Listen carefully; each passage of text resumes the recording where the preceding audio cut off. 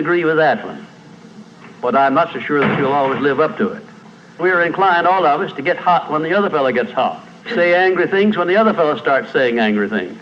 I was in the home of the president of a big electric power company one evening when there came a storm, and he called up one of his head men to go out to take care of an emergency that happened as a result of that storm. It was on Sunday evening.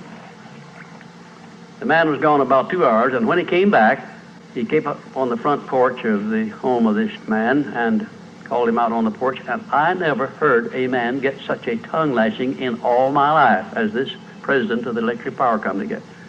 He says, "You blankety blank blank, you think because you're the president of the company, blankety blank blank, and I'm just as good as you are, blankety blank blank." Oh, it was terrific.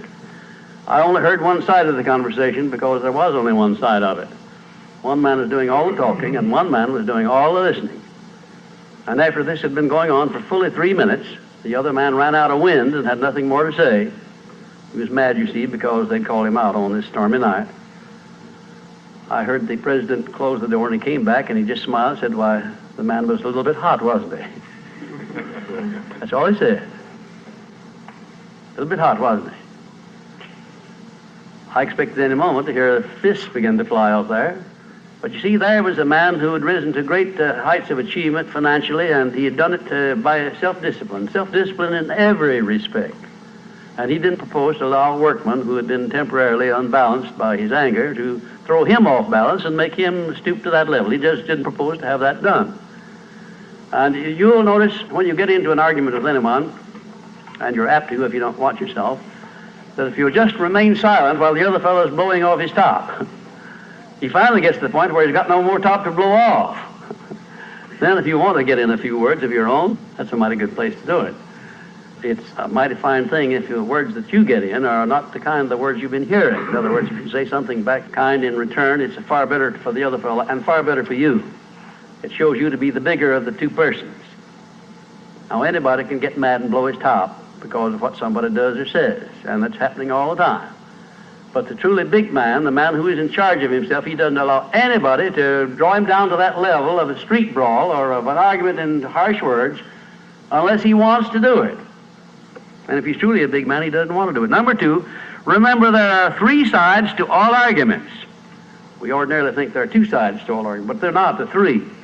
There's your side, there's the other fellow's side, and then there's the right side, which is usually about in the middle of the 2 viewpoints. Remember that when you get into an argument with the other fellow. Don't assume that he's always at fault. Maybe you're partly at fault too. Maybe neither one is totally at fault. The chances are, in all of the arguments I've ever heard, both parties were partly to blame in one way or another. I have never heard an argument where one party entirely was to blame, although I suspect there are such arguments at times. Number 3, never give directives to a subordinate when you're angry. If the matter is urgent, then cool off quickly. Number 4, treat all people as nearly as possible as if they were rich relatives from whom you expected to be remembered in their will. Now that's a good one. That's a honey. That is a honey. If you just do that, treat all people as if they were rich relatives from whom you expected to inherit something at their death. And you can do that. You know, if you had a rich relative that had $1 million he was going to leave to you, or you suspected he was going to, it wouldn't make very much difference what he said or did. He would never throw you off balance. You'd never talk back to him, would you? Of course you wouldn't. You'd be quite silly if you did. Keeping quiet for $1 million seems to me to be a very easy price to pay.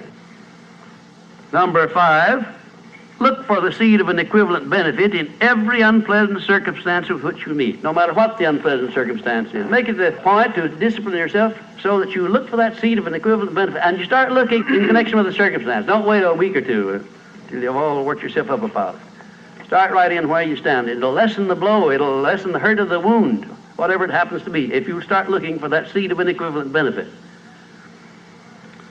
And number 6, learn the almost forgotten art of asking questions and then listening to the answers instead of getting the other fellow told off. It gives you an awful lot of satisfaction when you're angry to get the other fellow told, doesn't it? And the temptation is very great to do that. I know, because I've been there many times. Don't do it. Be bigger than that. Listen to what the other fellow has to say, And then when somebody makes a statement that you're not sure about, learn to ask this one question. It's one of the most important questions in life. It'll serve more purposes than any other short question that I can think of. When somebody makes a statement that you're not sure about, or that you doubt, or that you question, ask a 4-word question. How do you know? And then wait for an answer and see him squirm. Oftentimes there is no answer. People make wild statements that they can't back up. And instead of getting into an argument and making an incident out of the matter and getting yourself worked up into an argument, let the other fellow stew in his own fat by putting him over the barrel by that question, how do you know? I had a clergyman in my class once who was very, well, I just don't know exactly how to describe him. He was a fanatic, you might say, on the subject of religion. And he was sure that he knew exactly what was going to happen to me after death. He said so in no uncertain terms. Not in the class, but in a private conversation. And he raved and ranted for quite a little while about it. And when he got through, I said, how do you know, parson? And that really put him over the barrel.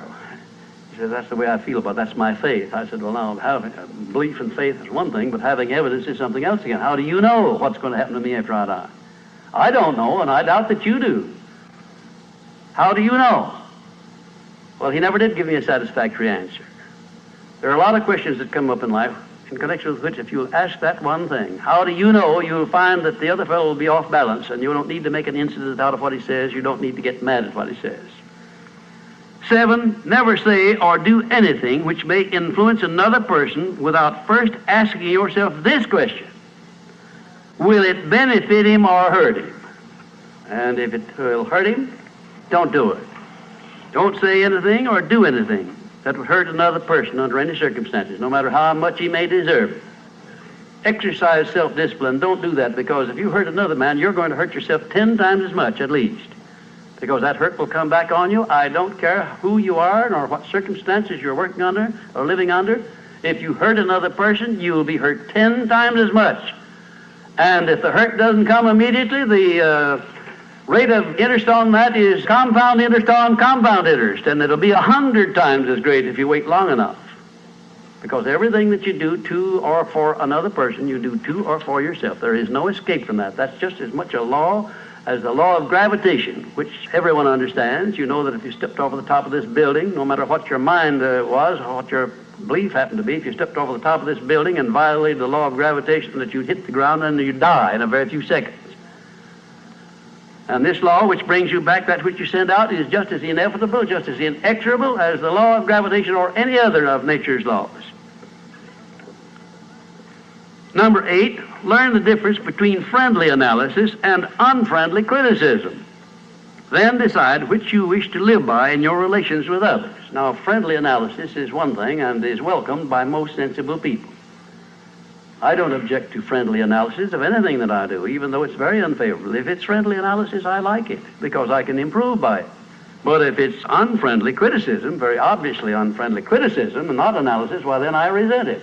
I wouldn't be human if I didn't.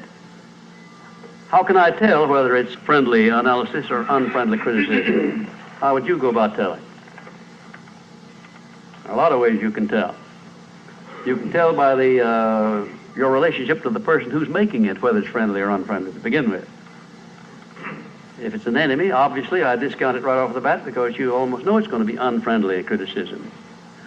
I can tell also by the tone of voice in which he does it, by the manner in which he does it.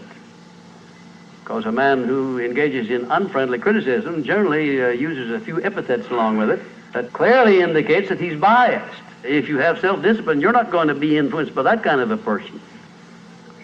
And number 9, remember that a good leader in any calling is one who can take orders as cheerfully as he gives them.